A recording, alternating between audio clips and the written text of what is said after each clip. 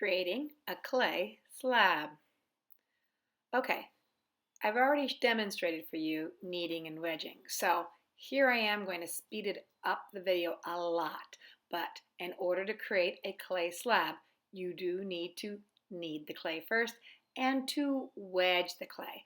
Notice how it's super fast, but I left in the whole time so you can really see that I wedge. I ended up with a cube.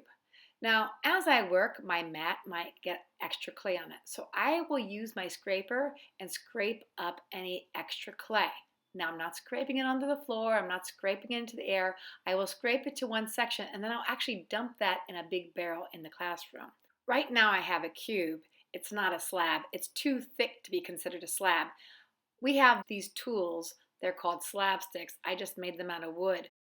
They are each the same thickness, right? So if you held up a ruler to these are about a 1/4 inch thick. You can have slabs any thickness that you want, not too thick, right? The way I've made these sticks, I've actually written the word slab stick on both sides. That's the side you want to have up. Also, because I have some that are different thicknesses, I've kind of given them codes. So make sure you grab sticks that have the same symbols or colors on them.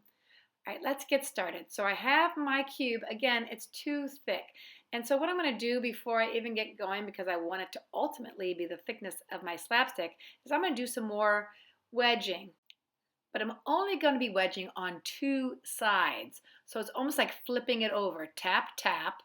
And I am not going to flip it to the right or left like I had them before. I want the clay to spread out, so I don't want to tap those sides. So it's basically like flipping it all the way over and tapping. And you'll notice it's getting wider. It's getting thinner and wider. My goal is to get it closer to the thickness of the slab stick. Not as thin as it, because I want to do that on my own with a dowel rod or a rolling pin, and that's coming next. So here's what I've done. I've placed the clay in between the slab sticks, and I'm picking up my dowel rod, which is just this cylindrical piece of wood. I'm resting it on the slab sticks. I'm not resting it on the mat. What the slab stick does is it prevents my dowel from being able to touch the mat. And so when I roll the dowel over top of the clay, it can only push it so far. And so I'm going to roll it, and when it does it, it mushes out the clay, it presses it outwards, but it only can make it so thin. And it also does it evenly. Since I have one on either side, it makes this a nice slab with consistent thickness. It is the same thickness as those sticks. So you can have sticks that are different thicknesses and create different thickness slabs for projects. Now you think, why might I use this?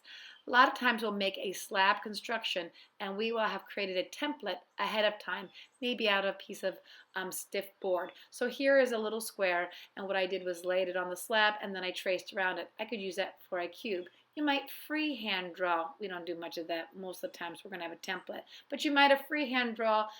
Maybe you're going to make some sort of pendant or plaque or ornament.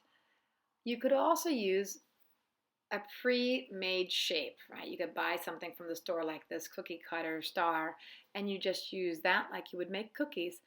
But here's the thing is, you'll reuse this clay and have to make more slabs. So you'll re-knead, re-wedge. You might have to fix your mat. The more you use it, the wetter areas are going to get, the more it's going to stick. If you get your tools out, you're ready to make some slabs.